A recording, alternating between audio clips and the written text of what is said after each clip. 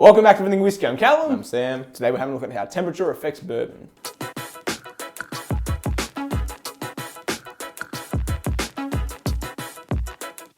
Alrighty, so first up, we've got Wild Turkey, the 13, and we've just got Just like the the baseline. These have both been frozen. You can kind of see how iced over it is.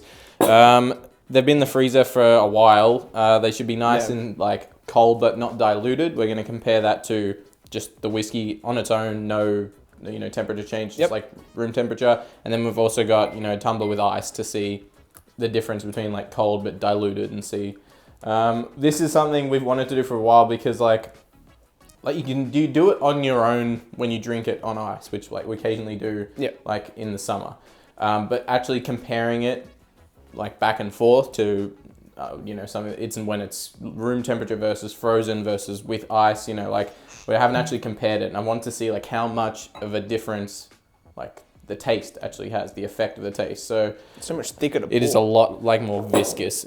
I reckon we just do one of each and then. So frozen up front. Yep. Room temperature in the middle. Yep. And then we got Frozen. ice.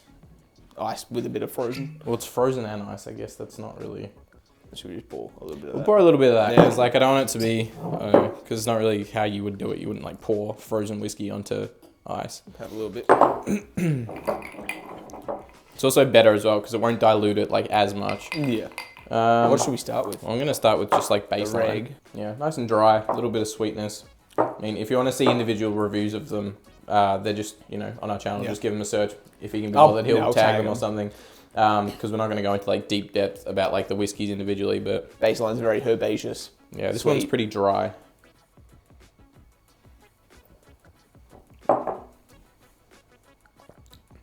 The nose is completely hidden.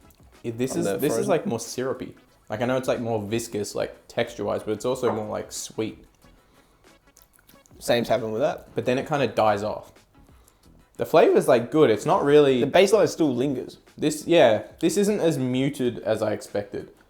Like I expected the frozen because flavors are more like accessible, like at optimal temperatures, which is in like the 20, At room 25 to temperature. like 35 degrees. Like when it's that high. yeah, when it's like best to taste things in general, just like things like not just like whiskey but like food, stuff like that. Yeah. And the colder it gets. And also the same as the hotter it gets, you go to the extremes, it does like close off the ability to taste things. So, but I was surprised, like it can taste it pretty well.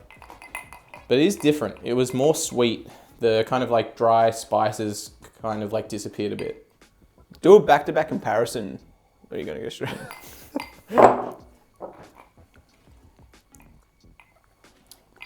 I don't know. There's just something about having bourbon on the rocks that like, It's satisfying. it's more satisfying. It's like, There's no nose at all. I don't know if it's because the nose is wider. of the it's glass. definitely that, but also the ice, like I get that. I mean, it's not the best ice to use. You should use like good quality ice. Yeah. It's just like tap water, which like realistically, that's what everyone's gonna do. But you get that kind of like actually filtered. minerality. Once you filter it, It's actually filtered water. Right, well, you still get like that bit of minerality and stuff Yeah. from the ice. But I don't mind that. Like if I'm going with ice, my goal isn't to explore a whiskey. It's to chill out. Exactly. Yeah. Like you don't. Compare the frozen to non-frozen on the baseline. It's completely different. Yeah. This one's the frozen. It's kind of the same on the 13. The 13 holds up a bit more. It does. I think because it's a higher proof. It's the herbal notes still come through. Bit of licorice on the frozen. I get on the actually. palate. I get more sweetness in the that frozen normal? one.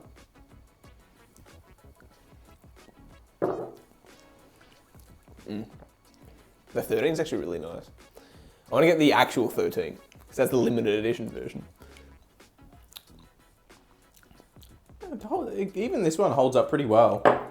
It does lose a little bit of the herbal notes, but it's But yeah, they're just like shaved a bit short, the flavors. yeah, it's just more like it's condensed. Like nothing is like just completely gone. It's more kind of like enclosed. Like kind of I don't know how to describe it. It's like it's a little bit more hidden.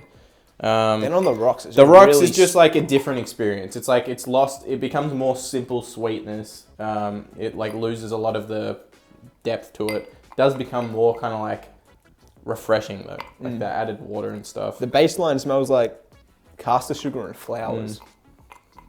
Yeah, and this one tastes completely different. It's a lot more dry, sweet, like oak. Like it's just kind of like a more toasted kind of experience. The regular has like no taste at all. Yeah, I like it. It's just not my go-to. But if I'm gonna, in the summer when it's hot, I will go for the rocks occasionally. But when I do, I almost always like exclusively go for very high proof on the rocks because they hold up so much better. You still get that like full-on whiskey experience without it being like diluted and stuff. Because that's when you have like a 40% or even a 45% on the rocks, it quickly becomes water. Like it kind of loses the point. I mean, as we're seeing here. Yeah, exactly. And it's like not warm in here. It's literally winter. It's probably an awful time for us to actually be doing this kind of video. 8 degrees. Yeah, it's cold. I mean, we can give like an update of these, in a week's time to let you know whether these have changed fundamentally. Because like I think that is a lot of the thing people think about is like they don't want to put their whiskey in the freezer and have it be like permanently changed. In the bottle, it changes. Yeah, but like once it defrosts, from everything I've read and heard, it goes back to tasting exactly how it did before you froze it. It doesn't like fundamentally change it. So you should be safe with putting stuff in the freezer. But if not, then just put like, honestly, one of my favorite things to do is like get the whiskey, pour it in a glass, chuck it in the freezer and leave it there for like an hour. Or if you want to, buy the White Walker. Because it's meant to be frozen. Yeah. Apparently, winter is coming shows up here or something like that? Yeah, some just gimmicky. Oh, no, apparently it is awful. Winter is here shows up. Yeah. It's even, you can see when it's not even frozen. Apparently it is awful and like even more like gross metallic than the regular one. It's meant to be frozen, which is does not bode well for it having a lot of good. We're finding here. Yeah, exactly. Also, that was open. I've tried it. Oh, it's open, is it? Yeah, I tried it. We'll review this then. It's really, we'll actually do it's really nice. Do we know anything about? Because it's another one of those weird ones. 1970s.